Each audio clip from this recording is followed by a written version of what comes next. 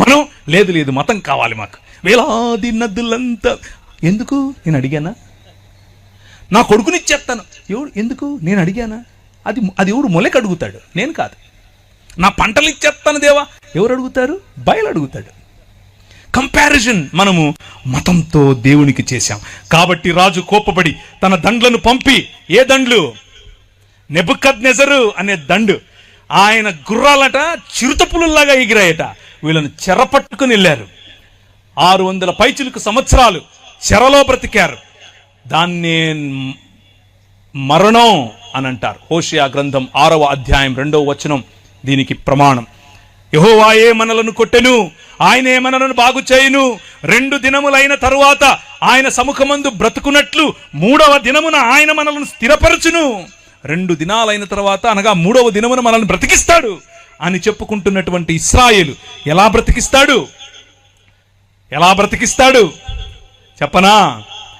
ఆదో వాద ఆసీత్ సచవాద ఈశ్వరేణ సార్థమాసీత్ సవాద స్వయమీశ్వర ఏవ. ఆదియందు వాక్యముండెను, వాక్యము దేవుని యొద్దై ఉండెను, వాక్యము దేవుడై ఉండెను. ఆ వాక్యము శరీరధారి అయి కృపా సత్య సంపూర్ణుడిగా మన మధ్య అవతరించెను. లేకపోతే డేరా వేసెను. కూర్చున్న మీరు వింటున్నారు. గర్వము, పొగరు, ధనం వగైరా వగైరాల యొక్క నిర్మాణముతో దేవునికి దూరమైన మానవ సమాజాన్ని తిరిగి మానవ సమాజముగా మార్చటం కోసం గలిలయ ప్రాంతంలో నిలబడి దేవుని రాజ్యం వచ్చేసింది అని చెప్పింది ఇంకెవరో కాదు, స్వయంగా దేవుడే. స్వయంగా ఆది యందున్నటువంటి వాక్యమే.